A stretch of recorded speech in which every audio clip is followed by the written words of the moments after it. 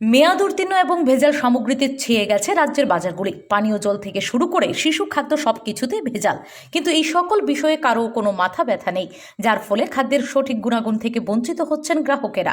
তার মধ্যে ভয়ঙ্কর বিষয় হচ্ছে দোকানগুলিতে মেয়াদ উত্তীর্ণ খাবারের মজুত। ক্রেতাদের অজ্ঞতার সুযোগ নিয়ে একাংশ ব্যবসায়ী এই মেয়াদ উত্তীর্ণ সামগ্রীগুলি দিব্যি বিক্রি করছে দোকানে। যদিও মাঝে মধ্যে মহকুমা প্রশাসন ও খাদ্য দপ্তরের উদ্যোগে বাজারগুলিতে ফটোশুটিং অভিযান চালানো হয়, কিন্তু এই অভিযানের কোনো ধারাবাহিকতাও থাকে না, যার ফলে একাংশ ব্যবসায়ী নিজেদের দোকানে মেয়াদ উত্তীর্ণ সামগ্রী ও ভেজাল সামগ্রী বিক্রি অব্যাহত রেখেছে। বৃহস্পতিবার রাজধানীর অভয়নগর বাজারে অভিযান চালিয়ে এই বিষয়টি প্রত্যক্ষ করলেন খাদ্য দপ্তর ও প্রশাসনিক কর্মকর্তারা। এই উজান অভয়নগর বাজারে যে ব্যাপক অনিয়ম রয়েছে তার স্বীকারও করেছেন খাদ্য দপ্তরের এক উচ্চপদস্থ কর্মকর্তা প্রদীপ কুমার ভৌমিক। তিনি জানান, বাজারের অরিত ভ্যারাইটিস নামক একটি গ্রোসারি দোকানে ব্যাপক গরমিল পাওয়া যায়। দোকানের মালিক সুশান্ত দেবনাথ ট্রেড লাইসেন্স ছাড়াই ব্যবসা করছেন। দোকানে কোনো ডিসপ্লে বোর্ডও নেই। ওজন বাটখারা সার্টিফিকেটও 1 বছর ধরে রিনিউ করা হয়নি, যার ফলে দোকানে তালা ঝুলিয়ে দেওয়া হয়েছে।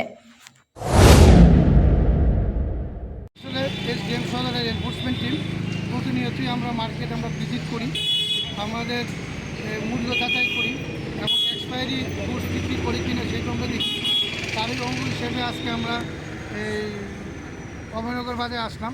অনেকগুলি দোকানই দেখলাম, যতগুলি দোকানই যাই প্রত্যেকটা দোকানের মধ্যে কিছু না কিছু অনিয়ম আছে। এক্ষণে একটা দোকানে এইমাত্র দোকানটারে শাটডাউন করলাম, কারণ এই দোকানের কোনো পুস্টাপ লাইসেন্স নেই, দ্রব্যমূল্য তালিকা নেই। তাছাড়া মেয়াদ উত্তীর্ণ জিনিস অনেক পাওয়া গেছে। তাছাড়া ওনার যে বাটখারা যেটা রিনিউ করে সেটা 1 বছর যাবত নেই।